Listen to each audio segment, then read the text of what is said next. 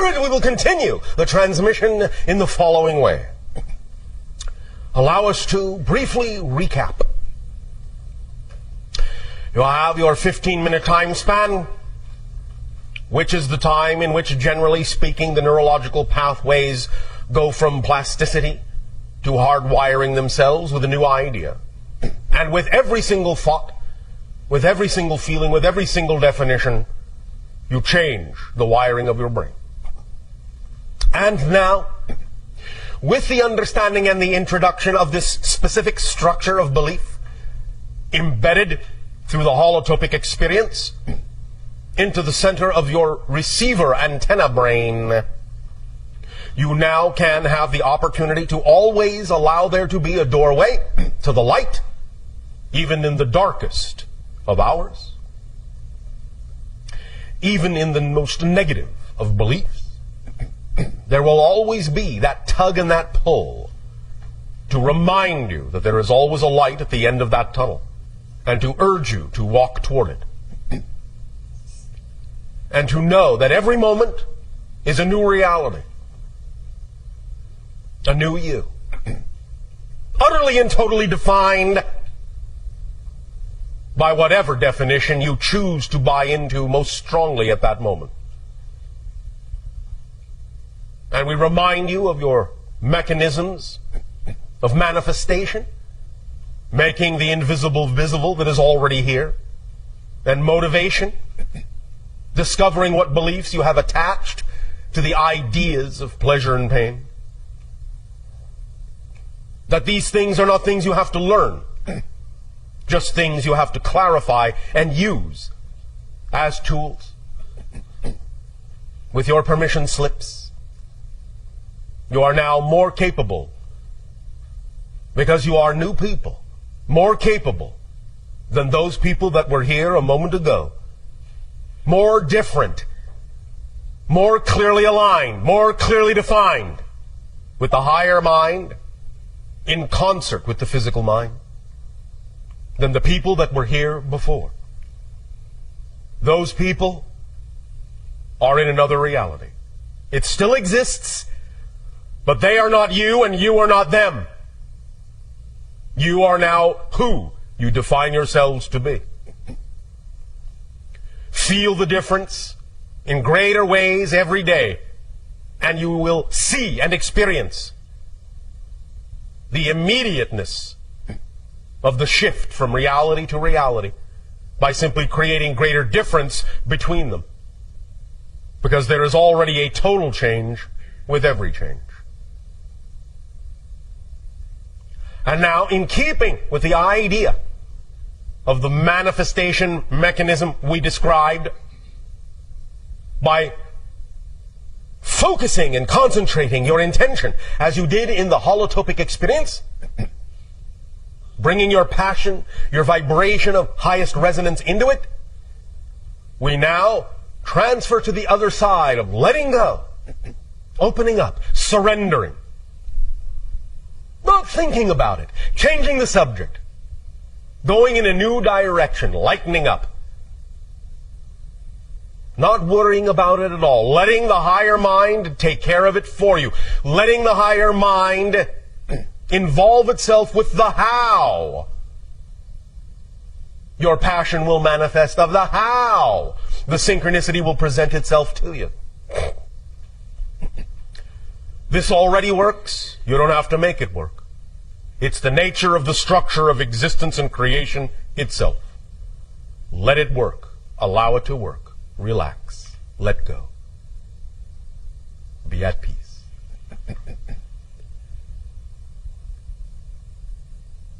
To begin changing the subject, lightening things up, we will, first and foremost, before we engage in questions, tell a story. So relax. Get comfy, as you say. If you wish, put on your ethereal pajamas. Have some astral cocoa. All right. And and sit before your crackling etheric fire. Relax. Once upon a time, on my world, when I was first training to become a contact specialist, my father and my mother brought me before a group of very experienced contact specialists, 10 in all. They related to me, each and every one in his or her turn, their stories of their first contacts with other civilizations and what they learned from the experience, what they gained, how they grew, how differently they perceived the idea of creation by having experienced another facet of creation through the auspices of a completely different civilization, and how that reflected upon us and how we could look at ourselves in different ways. Throughout the course of a day, they related their stories to me and also to my counterpart, who many of you know as Anima. And as together she and I sat and listened and absorbed and imagined and visualized the scenarios that they were painting in our minds, bit by bit we realized they were also not only just telling stories, but handing over their experience energetically, allowing us to literally live emotionally, vibrationally, mentally, through those experiences, allowing us literally to taste, hear, see, touch, feel every sensation that they had experienced in those first contacts with other civilizations, priming us for the new civilizations we would encounter, such as your own. So that by the time it came time to encounter you, we would have a wealth of experience and knowledge to draw upon, to aid and assist you, and also to allow our interaction with you to aid and assist us in seeing ourselves relative to all the other civilizations, all the other facets of the multidimensional crystal of all that is, and giving us a deeper appreciation of our connection, of our relationship as family within creation, as parts of the all that is, as parts of the one, as expressions and reflections of each other. And at the end of that day, after we had absorbed those experiences in that way, we were then allowed to be by ourselves momentarily, alone. They all left, bid us, as you say, farewell, went on their way. Anima and I were simply by ourselves in what you would call a very natural setting of trees, of grass. And as we allowed ourselves to simply remain there quietly, absorbing all that we had learned, we began to realize that the stories were not over.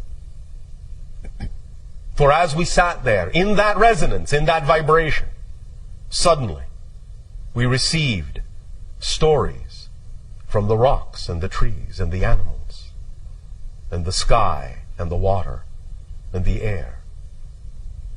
And everything our world had to offer in its consciousness, in supporting us as the mother of us, we received from her that day, to let us know that as we ventured out among the stars, we would always carry a piece of our own home world in our hearts. We would never be disconnected from her.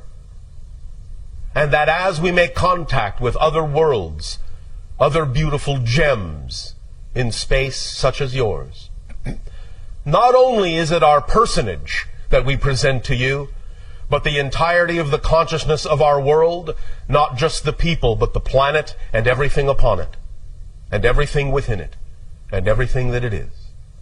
So that our worlds are also communing vibrationally as we speak to you as people our respective planets are also speaking to each other through the timeless void of space and time. This communication is taking place on many levels, all at once, all now, and that is what we learned that day. So be it. Kenneth. Yes. Would you like to share your questions now? Yes.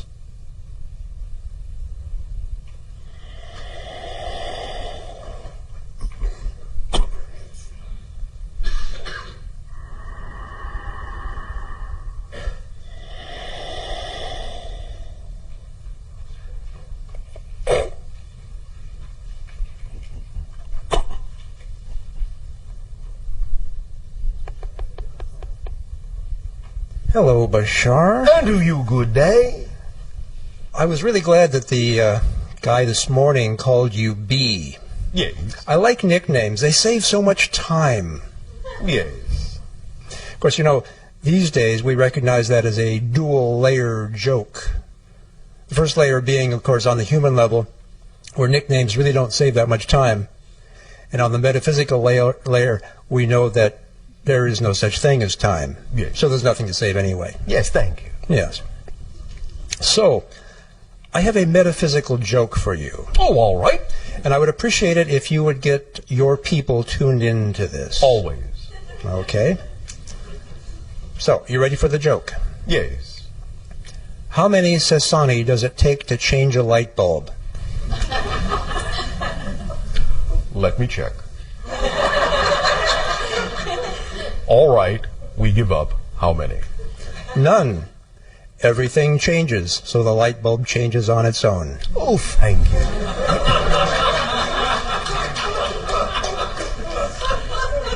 Oh, thank you also for participating in lightening up the energy so that it is easier for individuals to let go and surrender.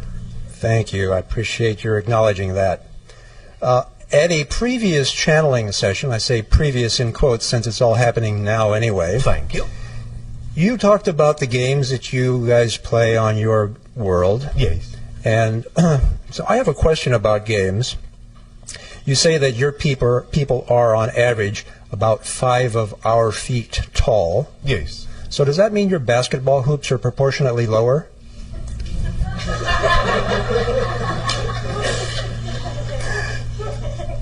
If we had basketball, they would be. Yes. And of course, that's why it's funny for us, because we all know you don't play basketball. Yes. Yeah. Although, not entirely true.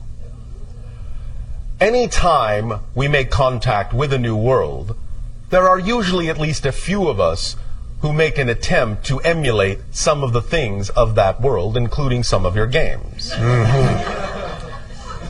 So there have actually been a few that have attempted what you call basketball, baseball, and so forth. Uh-huh. I'm getting the picture that the balls might be balls of energy rather than physical balls. Not always. Sometimes we really wish to, as you say, get down and dirty and play like the natives. So that we can gain a thorough appreciation of the physicality that you experience in your reality when playing the game. And do you appreciate it the way we do, or at least appreciate it in your sense? Yes. Yeah, good.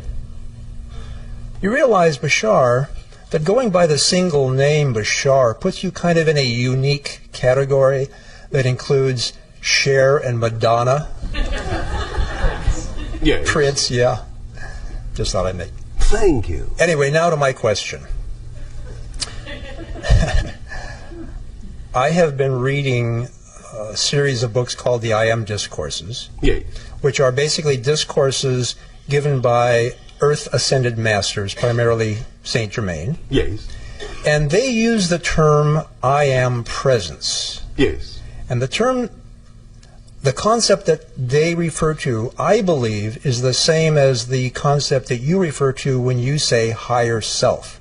My question is, are these two terms truly synonymous, or are they talking about a level or a span of frequency that's different from the span of frequency that you refer to when you say higher self? It is the combination frequency. When we talk about the idea of the partnership and the relationship in perfect balance between the physical mind and the higher mind together, that can be referred to more precisely vibrationally in the way they mean it as the I am presence. Okay. So there's kind of an overlap there. Yes. Yeah. Okay. The Ascended Masters are purported to have completely, I just about used the word conquered, but I really mean gained command over physical reality in all respects. They can materialize their bodies, as I understand it, dematerialize their bodies. And this would be a level of ability for humans that is quite extraordinary, that, as I understand it, is different from the level of reality or command over reality that you guys have. And I'm not trying to make a comparison for judgmental purposes, just so that we can see that as humans we can ascend to a level of truly complete command over our reality if that's what we choose. Yes, and many individuals in my own society have that command. Aha. Is there a particular reason why some do and some don't? Yes. It depends on the path they have chosen, what it is they are teaching, what it is they have to reflect, and also to some degree the idea of what many individuals choose to do with remaining in certain levels that make it more conducive for them to interact with other beings of similar level. Mm-hmm. So what is it that they are communicating by understanding and having this command of reality that someone who doesn't have that command is not communicating? First of all, they are, as a vanguard in a sense, communicating to the entire society and constantly reflecting to them openly the potential that exists in all, so that we never forget that by having examples around us all the time. Which is what our Ascended Masters do as well. Yes. Cool. Okay. Bashar? There's that temperature again. Yeah. That's the end of my questions. Bashar, get out of my way. I'm coming through. Shivai. Shivai to you. Thank you, K. Welcome, B.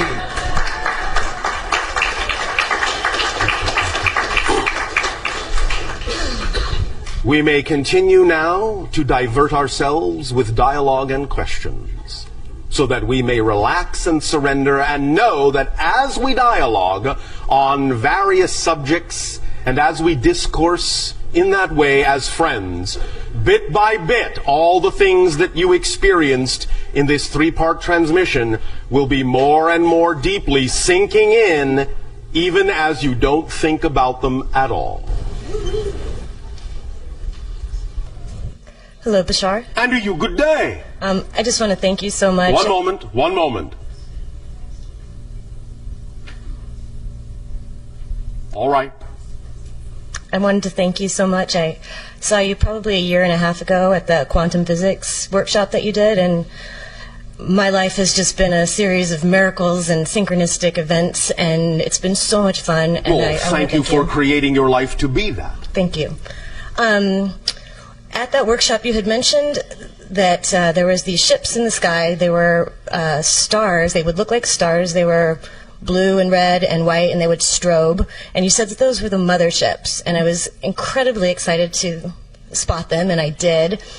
And I see them all the time, and I wanted to ask you if those, other people tell me, like, they're just stars. That's what stars do. They strobe like that. And sometimes that is what they are. Okay. Sometimes, if you are able to pierce into other dimensional frequencies, you can see that there are other things there. It is simply a matter of having discernment to tell the difference. Okay. A year ago at the Burning Man Festival, yes. I would say my highest excitement at that time was to make contact with a UFO. And I meditated on it for several months before I went to the festival, and when I got there, I saw stars flying in the sky, and so did several of my friends, and it was really exciting. And then one particular night, it seemed as if the planet Jupiter flew across the sky. No. And there were several of us who obviously it wasn't the planet Jupiter. It was something else. It looked like maybe it was parked in front of Jupiter, but definitely a very bright object that was pretending to be Jupiter that evening, flew very dramatically across the sky, and about 10 of my friends saw it, and it was incredibly exciting. And I don't know what to make of that. What do you need to make of it? I'm curious from your perspective what it was that we actually saw and how it manifested itself in that manner.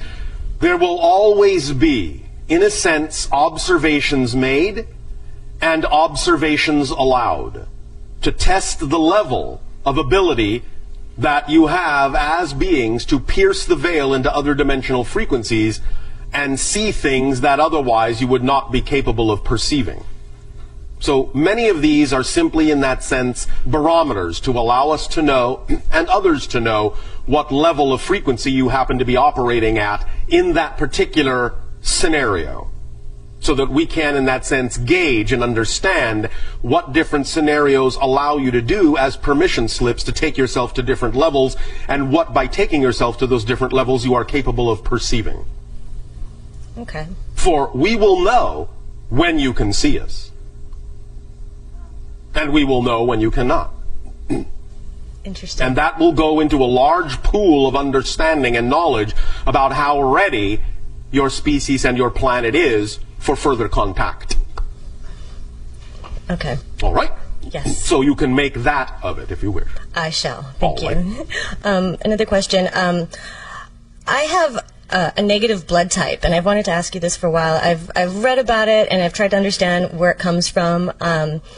And I'm curious, from your perspective, what if I incarnated into this body at this time, space, reality, with this particular blood type for a particular reason? Of course. You always make these choices. There are always aspects of what you choose to experience as an incarnation that play into the theme that you chose to explore. Again, the question is, what do you make of it? What does it turn your mind to? What does it focus you on? When you create symbols for yourself in your reality, it is usually reflective of some aspect of the theme that you are exploring in this life. For example, the channel's blood type is B positive.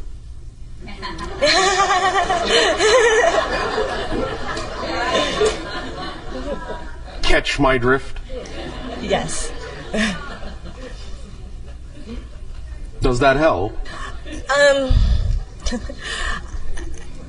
Yes, no, maybe. A little bit. I was wondering if you could explain a little bit where it comes from, and as we have recently said, humanity is a mix of a variety of genetic types, the idea being that some of it is extraterrestrial in origin. So in that you have these mixed up genetics, some of the issues of blood type are connected to that, and some of them are also representative of the indigenous stock of the hominid that evolved naturally on the planet.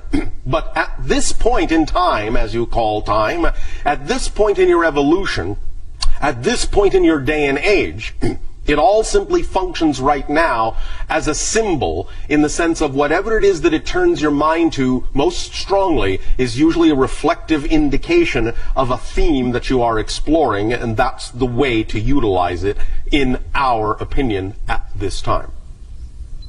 Okay. All right. Yes. And I have one last question. It's a little odd question. Oh, an odd question as opposed to an even question. Yes, well, exactly. It's question 3. I guess that makes it odd. All right. Okay.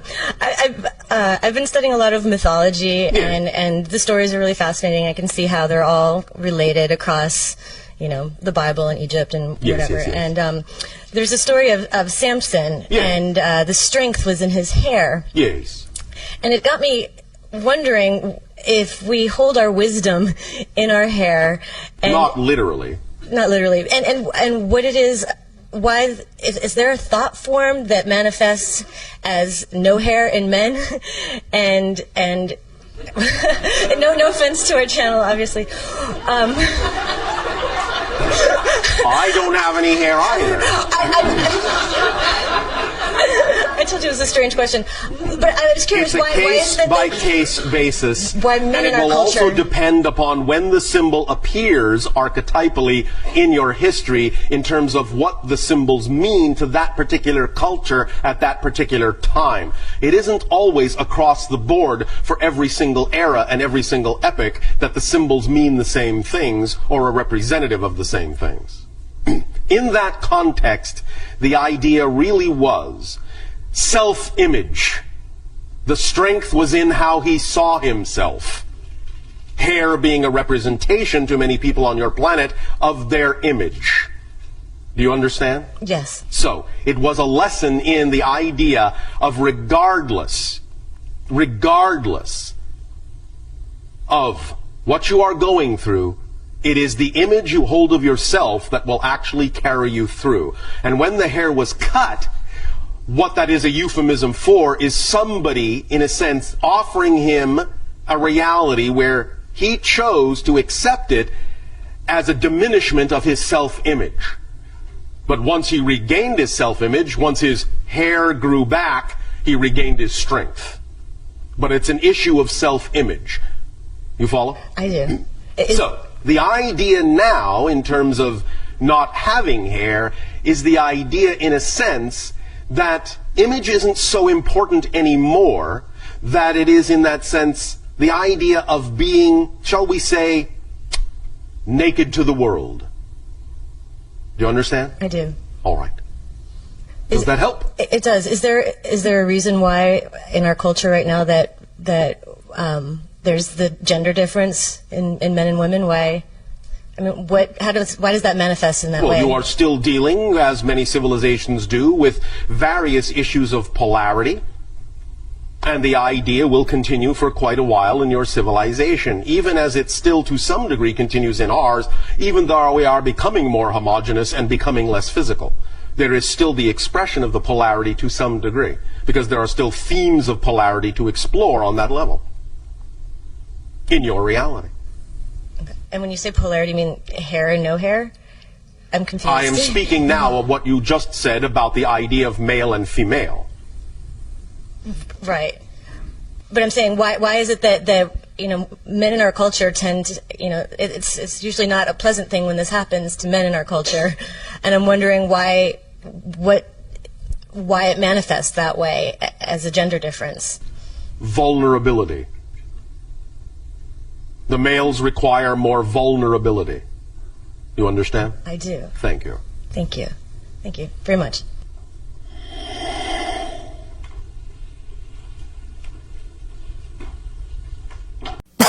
All right, I'll say good day to you this day of your time. How are you all?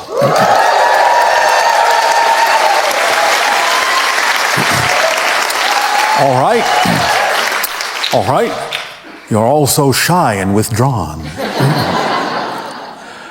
Let us begin by reminding you that as it stands now, the probabilities of full disclosure and open contact are between now and your year of 2027.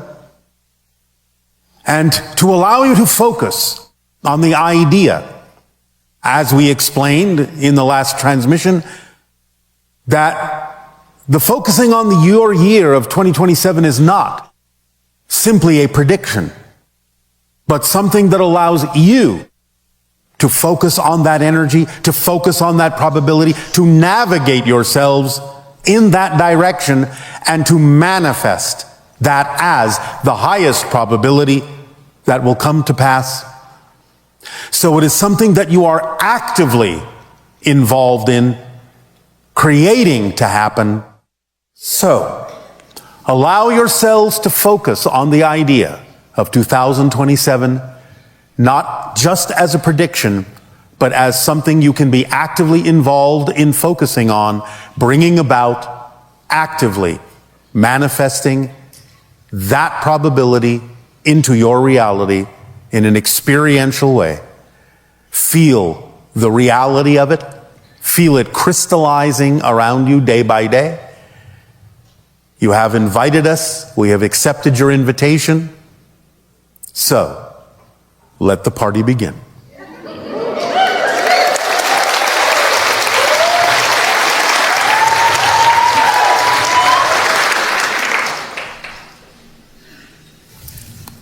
Hey, Bashar. And to you, good day. Exciting to talk to you. And you as well. So it feels unsettling to me to think that even negative expressions like violence, inconsideration, or rudeness are still God knowing itself. Everything is God knowing itself. So- Everything. There are lessons in everything. It's like saying there's a stream and there's a current in the stream, and I can choose to swim upstream against the current. Does that mean the current is still not God? No. The current is part of the river. So you can choose to swim upstream against the current, or you can go with the flow, with the current. Which do you prefer? Can you learn a lesson by going upstream? Yes, you might develop stronger muscles by swimming upstream. And therefore, you will be stronger when you finally let go and flow downstream. So even what appears to be negative can still be something that will aid and assist you by learning a lesson that will help you grow. Yes? I struggle with that because You're struggling because you're swimming upstream. I guess my question is, what place does integrity, goodness, service to others have in life? If we, like, why do we have to choose to do good? If You don't have to choose it. But let me explain it this way. Speaking of the idea of current. As we have explained, there is the positive, there is the negative, but there is the neutral. Reality is a trinity, not a duality. There's always the neutral place in the center. But the neutral place in the center still allows you the freedom to choose what you prefer. So in a sense, euphemistically, you could say that creation is 51% positive and 49% negative. So the idea is that if you simply relax and go with the current, you will ultimately drift into the positive side. But the idea is, if you understand that you may have chosen to come through the negative side to learn the lesson, that you can simply let go and drift into the positive side naturally, then you will have used the negative side in a way that is actually resulting in a positive outcome. So again, the idea is just to look at these things mechanically. It's not a value judgment. We understand that you can express the idea on your planet in violent ways and ways that aren't necessarily condoning the idea of perpetuating life. We understand that. But again, a soul can sometimes learn in a much more accelerated way by putting themselves in a situation where they are immersed in something that is so dark, so dense, that when they finally let go of that, they will fly that much faster into the light. We call this the rubber band analogy. Because the farther back you pull a rubber band, when you finally let it go, it snaps that much faster in the other direction. And so sometimes souls can use the negative energy, the negative mechanism, to steep themselves in such negativity that when the soul finally says, all right, I have learned all the lessons I can about this being a vibration that is not necessarily in alignment with what I ultimately prefer to be and who I really am, and they finally let go of it, then they will snap that much faster and that much farther into the light, into the flow. So you can use it that way. It's there available to you if you want to do it that way. Because source is everything and all possibilities. And it doesn't judge or devalue anything within itself. It's just a mechanism. It's not a value judgment. Only humans decide this is good or bad. so, Remember, you are ultimately eternal and indestructible souls. So, in a sense, it's like looking at a play on a stage and going, oh, there's the hero and there's the villain, and they're playing their parts, and they're in conflict with one another. But when the play is done, they go out and have a beer together because they're actually friends. And they're just playing a role. And without the darkness, you cannot see the light as clearly, because the darkness frames the light.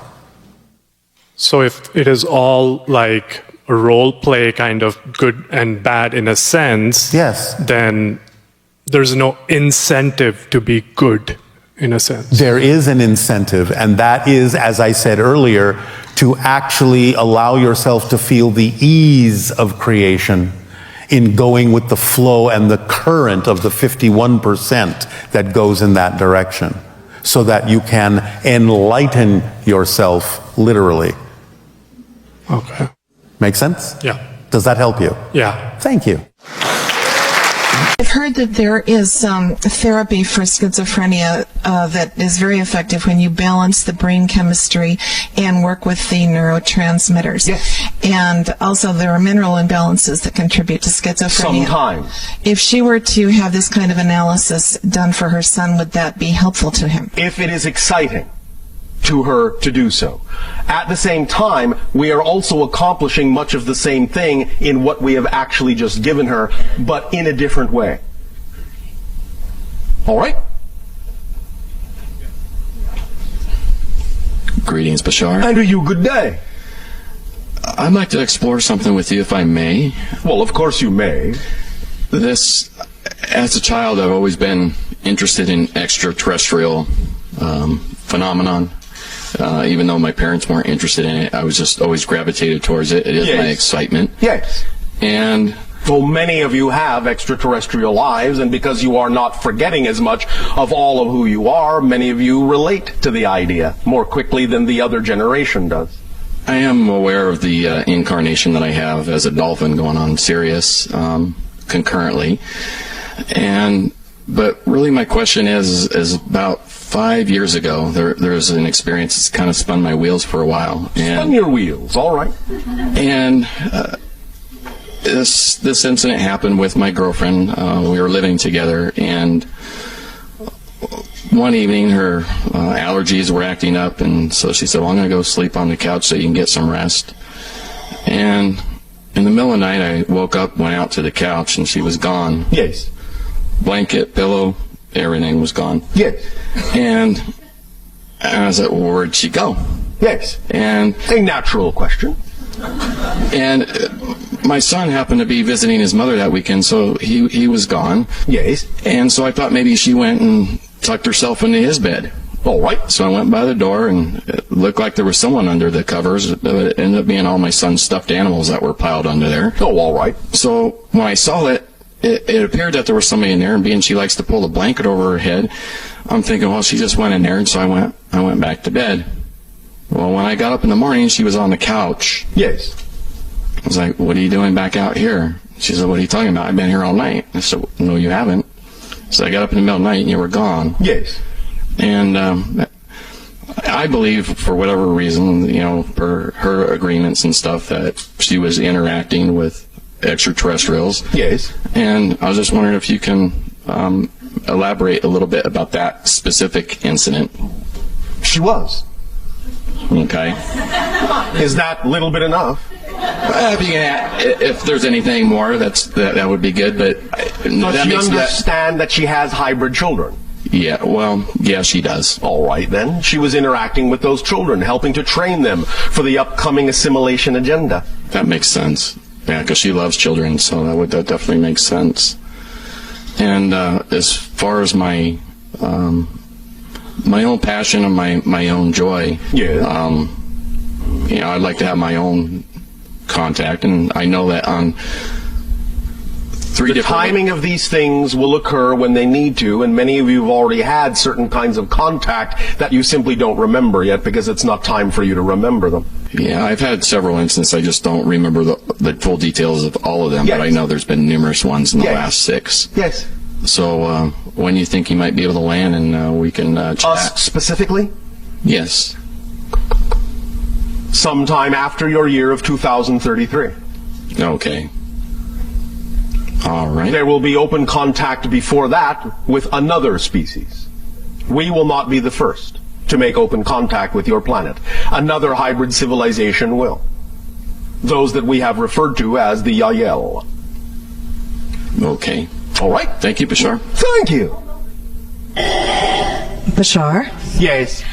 We had a question from one of the News for the Soul listers regarding what you would like to share with us about what may be coming in the next year and what we perhaps can anticipate?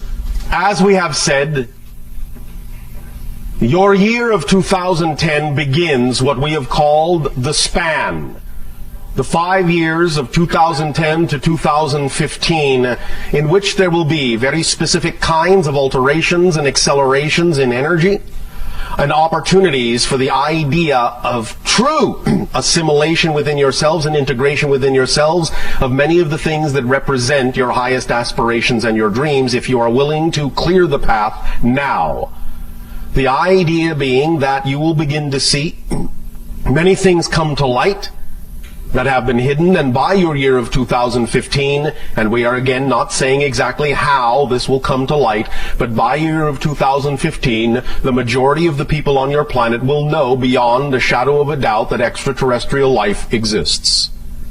And from that point forward, things will begin to accelerate in an extremely different way. But during this span, from 2010 to 2015, is your highest opportunity to ride the crest of the wave that we have talked about now for many, many years, as the threshold of 2012 pulls you like a magnet toward it, and as you cross it, and your momentum carries you all the way to 2015 through the span.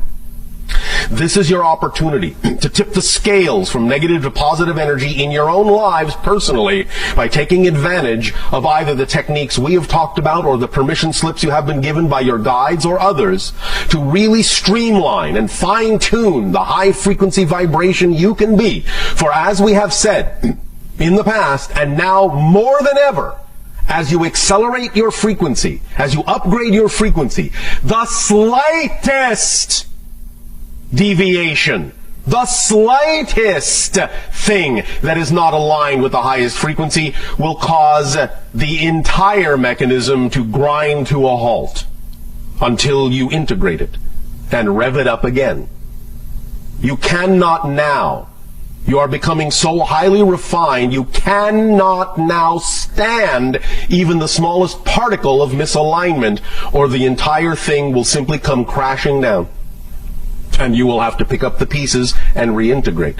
Again, you can get good at this, you can get faster and faster at this, but the idea is that through the span, there is very little leeway. It is, as we have already discussed with someone, like walking the razor's edge. The slightest deviation to one side or another will catapult and spiral you off in a direction that will allow you to experience cycles that you may no longer wish to experience.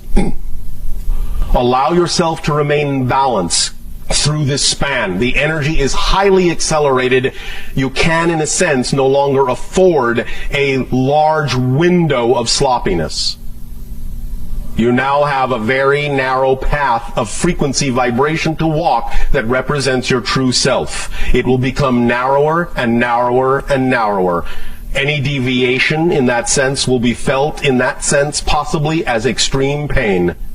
Allow yourselves the opportunity to experience it as joy by accelerating forward. Again, this is not set in stone. Each of you are different. It will happen differently on a case-by-case basis, but we are talking about the general collective energy and how you can take advantage of that collective wave and ride it. Otherwise, you may experience a great degree of confusion. But always you have now the sufficient tools to bring you back to square one, as you say, and carry you through the span clearly. In that time, many things will crystallize, many things will come to light, many secrets will be revealed on different levels of what you call government agencies. You will find that toward your year of 2013, there will be incidents that will completely rearrange certain political relationships in your world. Some of these will be positive and some of them will be negative. But it will lay the course and lay the foundation and lay the path for what is to happen beyond 2015 and what will accelerate toward the idea of contact between 2025 and 2033. But 2010 is the starting line. Allow yourselves to stay cleanly on the edge, in balance, with every opportunity to integrate that you can take, with verve and vitality and joy and excitement and love. That is our suggestion. I think I'll take that to heart. Please do so. For it is within the heart that you will find all the answers that you need when you actually know what the heart is truly saying, as opposed to what sometimes the negative beliefs will surround the heart with to muffle its message. Too. I'd also like to wish you, along with everybody else in the room, a happy birthday, because we know that your birthday was just a few days ago. As it corresponds to your calendar, yes. Thank you. Right. And we wish all of you happy birthday, since today you are born anew. Yes.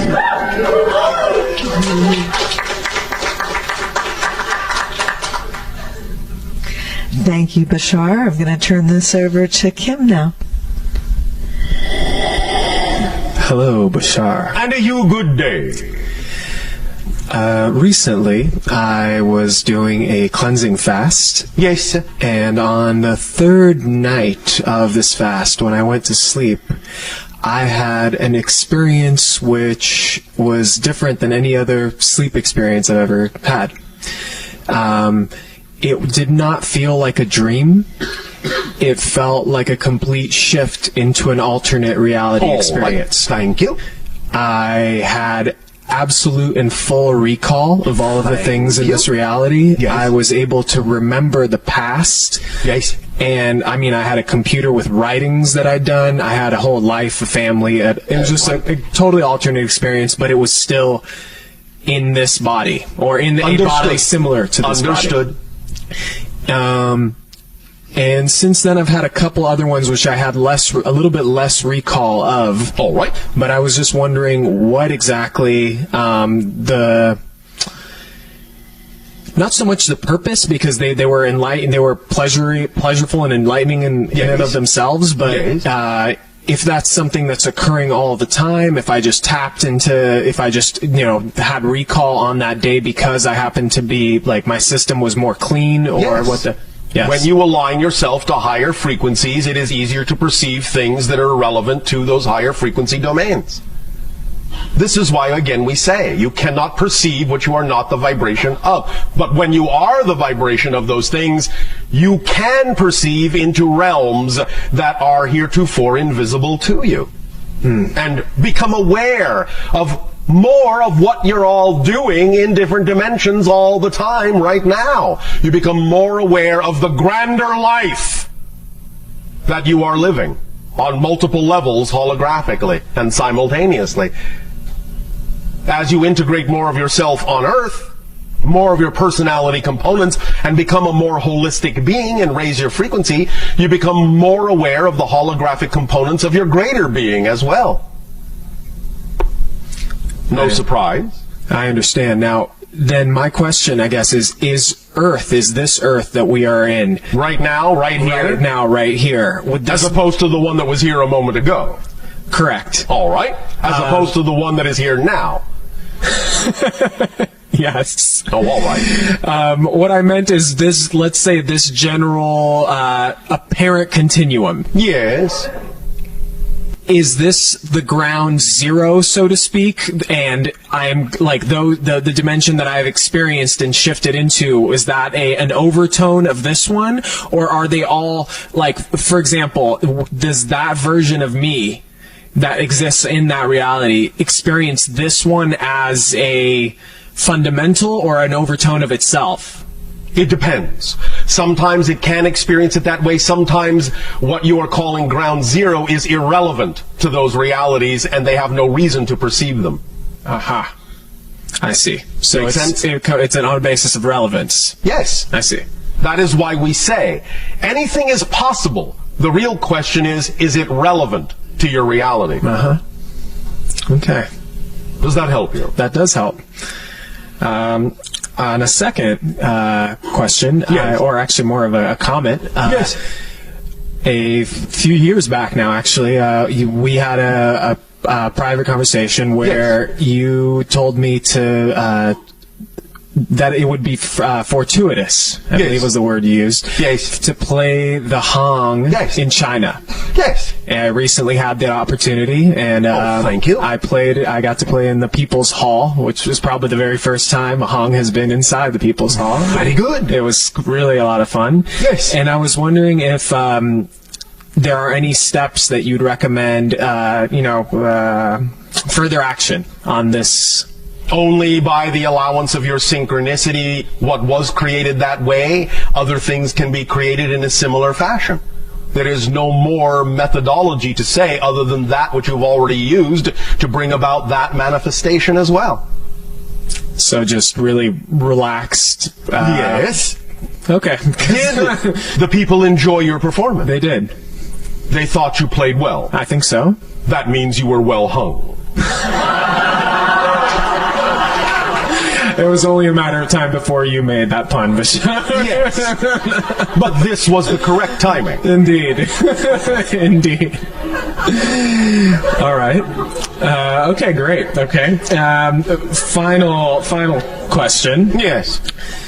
June 6th, 2012. Yes.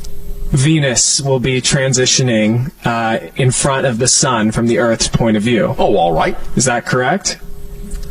Why are you asking us? Because I feel like you have, pretty good knowledge on that kind of stuff. Why don't you simply consult your own charts? Well, okay. So I guess my question is, what I heard was that during this transition, while Venus places itself in between Earth and the Sun, Yes. a solar wind, a solar flare is going to. Is this a variation of the other question that was asked earlier? But this is this now. Yes. Now we're in a different reality, right? All right. Very good. I will give you a different, similar answer. Go to the answer we already gave concerning everything that has to do with 2012, the last night of your time. I see. Thank you. Okay. All right. Thank you.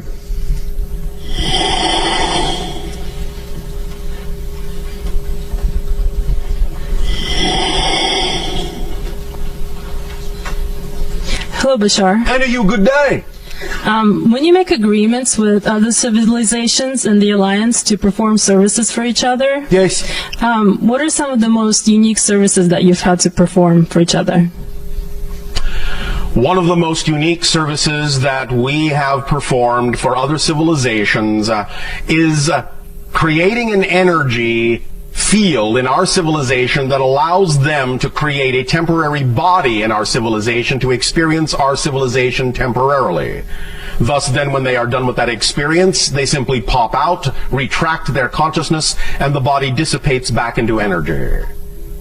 Thus, then, they do not have to have what you call a full incarnation. They can have a true physical temporary surrogate experience in one of our forms to experience the sensations of our reality without that full incarnational cycle.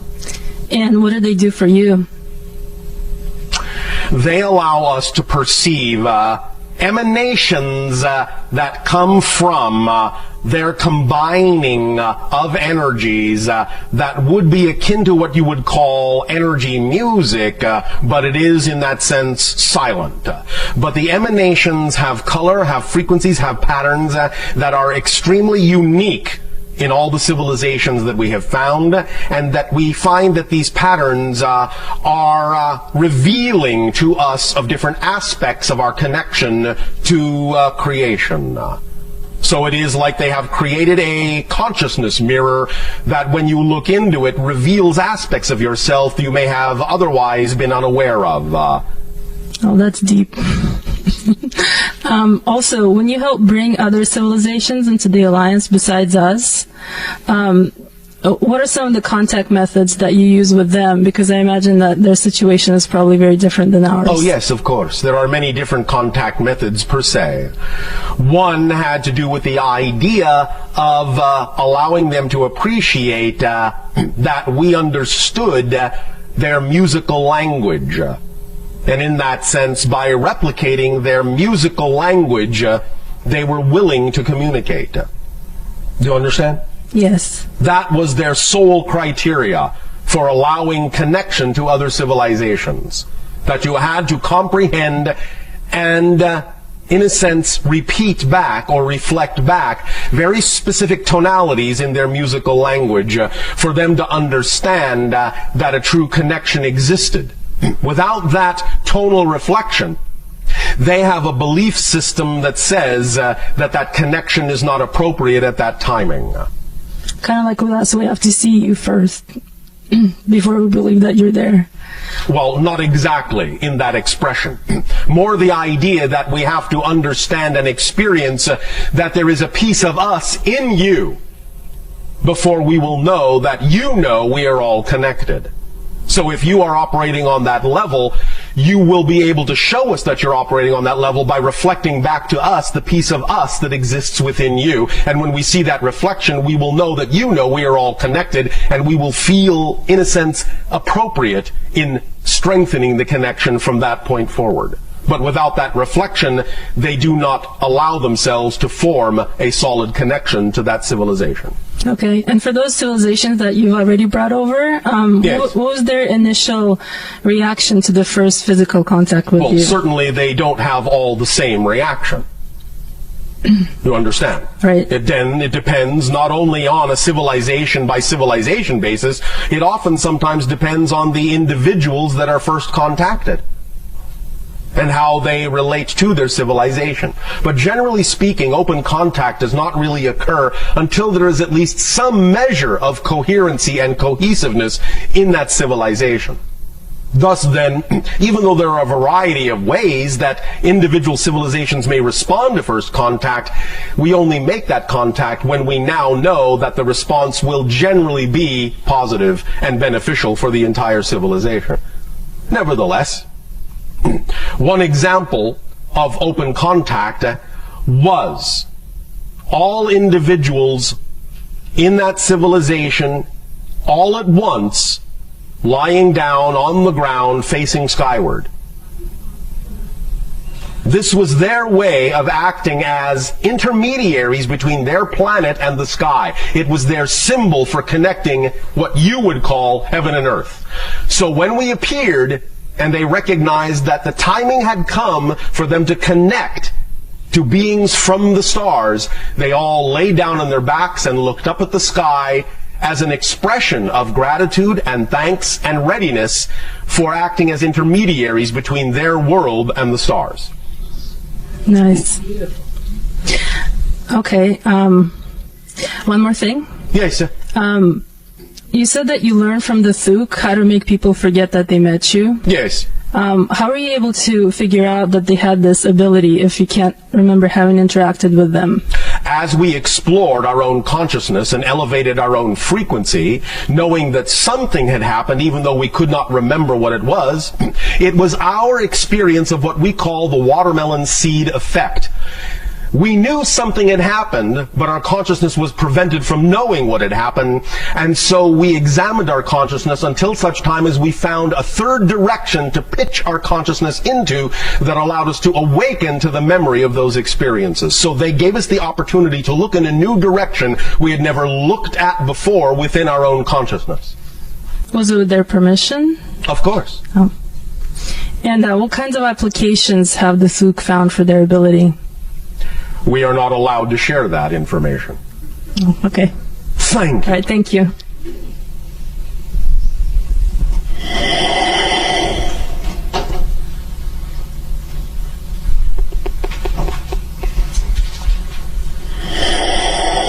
Hello, Bashar. And you good day.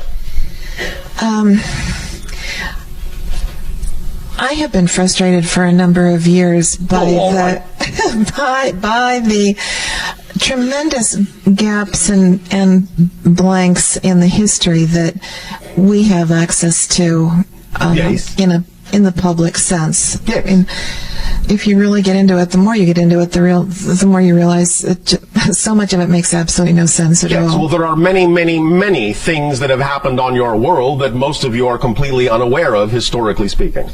Well, my first question is, And forgive me, I know you've been doing these transmissions for such a long time, and you've probably answered this question in some way before. But okay, I'm not familiar. So that is all right.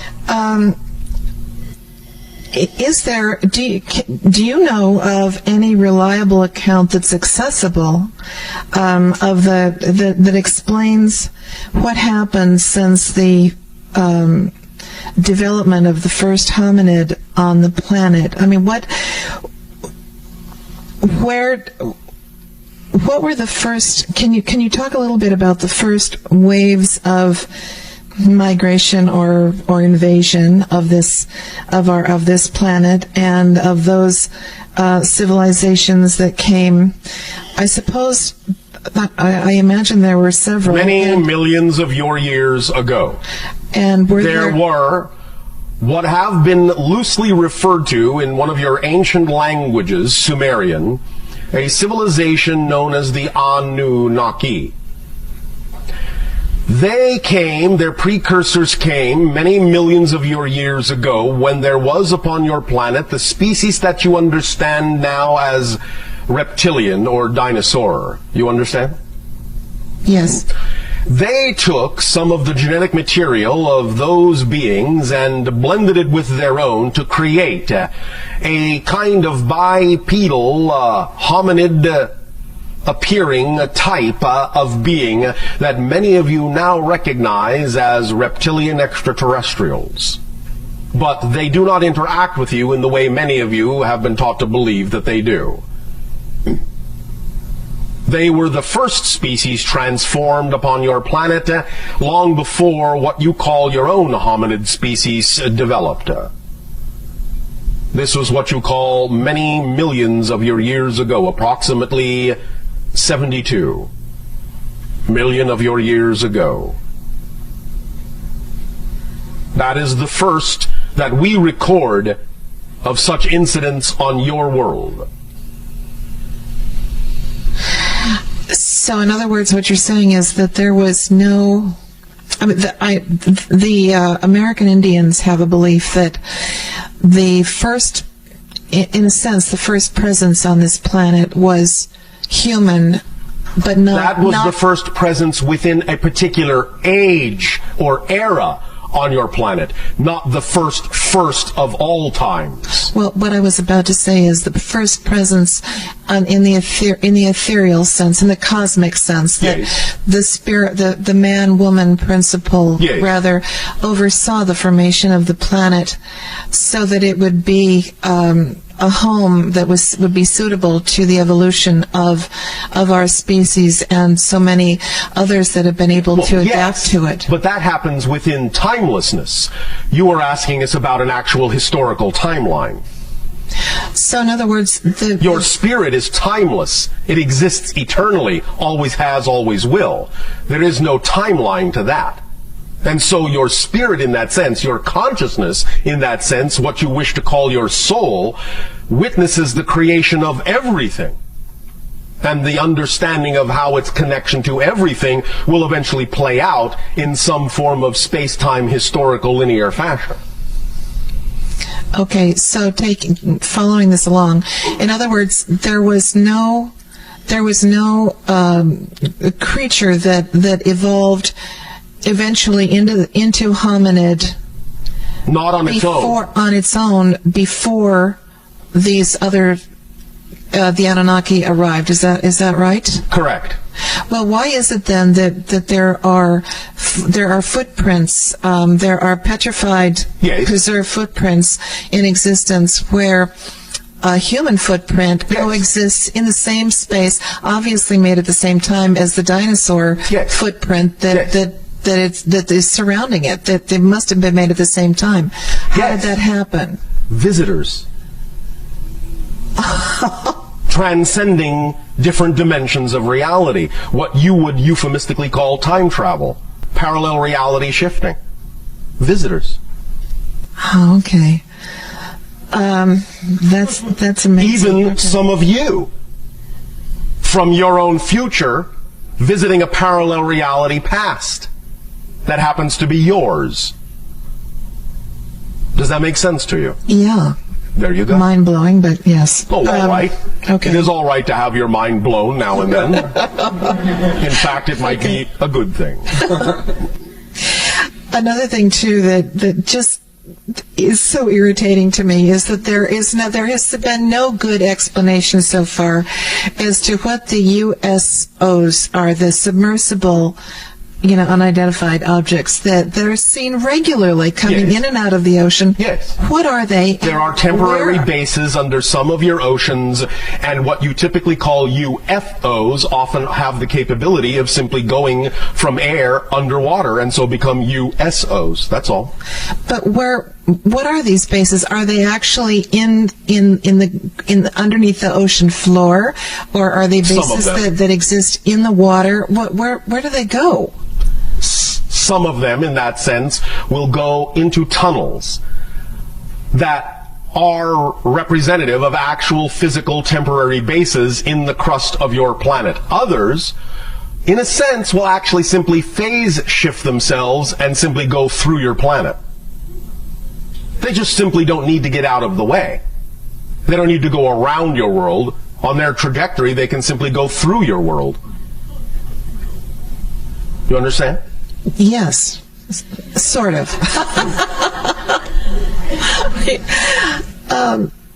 Okay. And I guess the other question I had was in the last few years, I've gone to a few outdoor concerts at the Greek Theater, the Hollywood Bowl, and I believe that I have been aware of the presence of, and this is pretty much the only time I've felt this, but I think I've been aware of the presence of ships in another dimension above the amphitheaters. Sometimes that is the case. As we said, there are observations being made, and there are, in that sense, observations being allowed from time to time to test the observation capabilities of your people. Is this typically, Phil, is what I've experienced is sort of like the tipped me off just to kind of tune in was like an odd pressure on the top of my head, which is, again, the only time I've ever experienced this. Different people will experience it in different ways. That happens to be what works for you. And so the inhabitants of these ships, where are they from, by the way? Are they different places? Okay. And are they then, they're testing to see if we pick up on their being there too? Oh, okay. To gauge whether you are ready for contact. To stretch your senses. To expand your idea that you exist and can perceive in more than one dimension. Thus then allowing you to elevate your frequency, and in elevating your frequency, giving all of us the signal that you're willing to meet us halfway.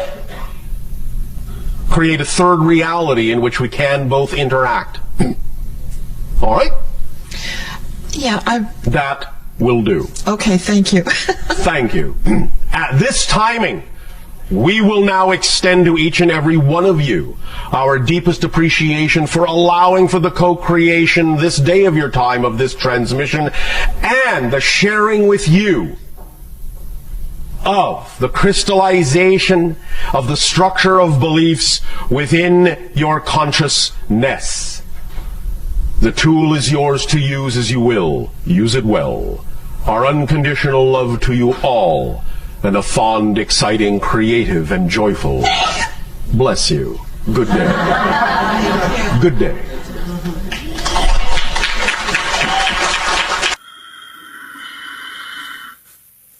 All right, good day. This transmission is titled Reflections. We have realized of late that many people on your planet, when we talk about the concept that everyone is a reflection for everyone else, have a misunderstanding of this concept.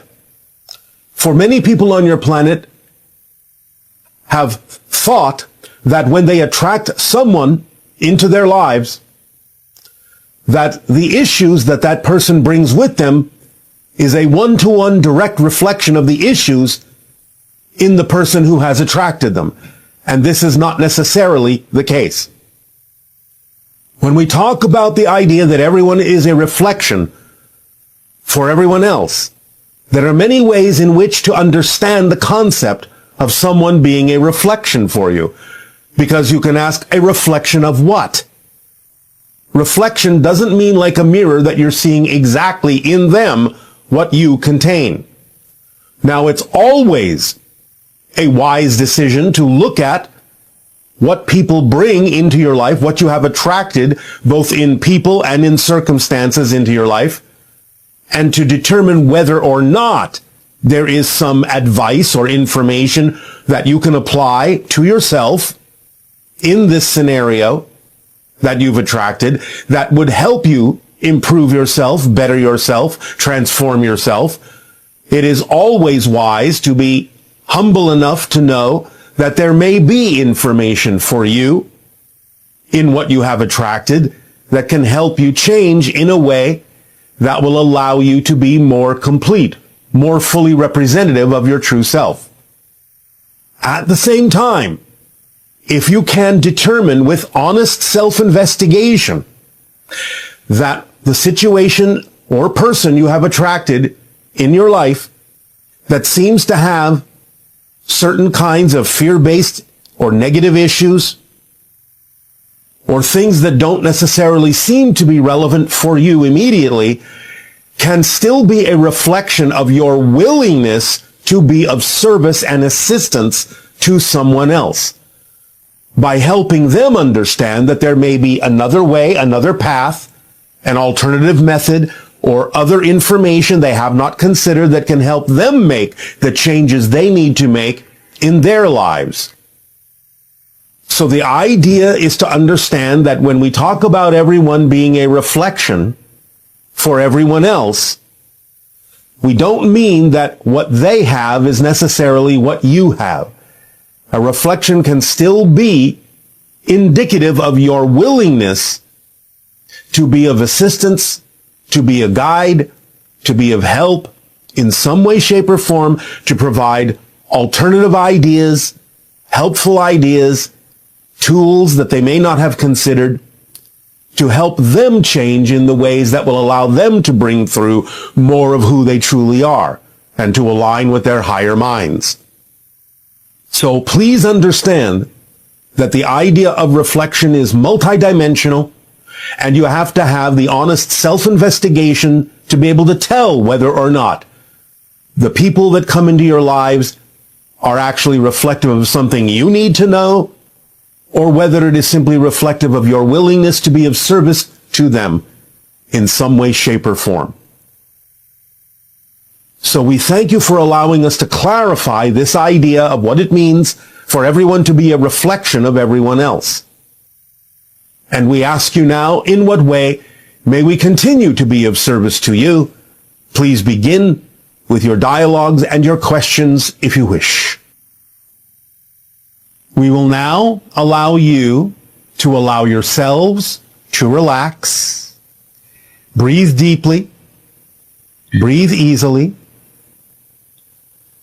If you are going to bring up any kind of imagery or music, you can do so to accompany what we are about to say. Allow yourselves to imagine, while breathing easily in a relaxed way, that you are at the center of a hall of mirrors, like in one of your amusement parks. And you allow yourself to see all the reflections in the mirrors around you, seeing yourself from all sorts of different angles, different perspectives. The front of yourself, the sides of yourself, the backs of yourself, even the top and the bottom of yourself. Seeing yourself from every angle possible. There are mirrors all around, above you, below you, all around you. In this case, however, you recognize that all of the reflections are actually conscious, self-aware, different versions of you within you that express the idea of different perspectives, different themes, different explorations of your being, different aspects of your creativity, of your manifestations, but that from time to time, different people will come in and take their place so that they will look different than you look, but still reflect to you what you need to know to be more of yourself, as you then reflect to them what they need to know to be more of themselves. But it comes with the understanding that it isn't always a one-to-one reflection. That what those other beings and other people bring, when they take the place of your reflections and look different than your reflections and carry with them their own issues, are not necessarily reflecting to you the issues you have within yourself. As you continue to breathe deeply, you're willing to absorb whatever information and advice this reflection may have for you that would be beneficial for you to apply to yourself, to change yourself, to uplift yourself, to raise your vibration with, to incorporate within your being that would aid and assist you in being more of who you truly are. Your willingness to do that is front and center. At the same time, you do not have the assumption necessarily, after exploring yourself with honesty, that that is necessarily a reflection that you need to understand, and it may be that these beings, taking the place of your reflections in the Hall of Mirrors, are bringing to you a reflection of your willingness to reflect to them what they need to know, what they need to understand, that will help them in choosing different paths, different ways of understanding themselves, so that in their reflections, they can learn to be more of who and what they are. A reflection isn't the same as the idea of a glass mirror in this context. It is a reflection of your willingness to be of service, to be of help, to be of benefit to others by reflecting to them what they need to know, to make themselves whole, to understand themselves from a different perspective, to give them the gift of a different path, a different idea, a different choice, an alternative that they may not have considered, that allows them to function more holistically, even as they may allow you to function more holistically, by giving you the opportunity to be of service, to give them gifts that they may require. So never assume that just because you attract someone that seems vibrationally incompatible with you, that it is a direct reflection of any kind of lack of integrity or out of alignment in you. At first, be humble enough to assume that it may have a message for you, but if you have, with your honest self-investigation, determined that that is not the case, then be willing to receive the reflection as your willingness to be of service to them, to reflect to them what they need to know, so they can be more whole, in the same way that you are willing to be more whole, more truly yourself in this life, to raise your vibration and be the being that you were created to be. At your core, in your essence, in your heart of hearts, in your knowingness. Take a deep breath in and allow all these reflections all around you, above and below you, to give you what you need, so that you may reflect back to the reflections what they need to be more holistic aspects of creation, more holistic reflections of all that is, so that you can all be the puzzle pieces you were made to be in the shape you were made, so that you will all fit together to create the whole picture that can support all the pieces, so that all the reflections harmonize with the validation of the individuality in each. That is the true essential self at your core. Breathe it in and crystallize it and make it your own. Continue to breathe. Relax into this. Accept it with willingness, with excitement, with creativity and imagination and inspiration. And be the gift that you were made to be. And receive the gifts that you are willing to receive that will help you become more of who you are, so you can become a living example to others, that they can be more of who they are as well. Be of service in this way. Give the gifts you have to give. for there is someone waiting to receive them. Our unconditional love to you all. We welcome you home. Aveo. Good day.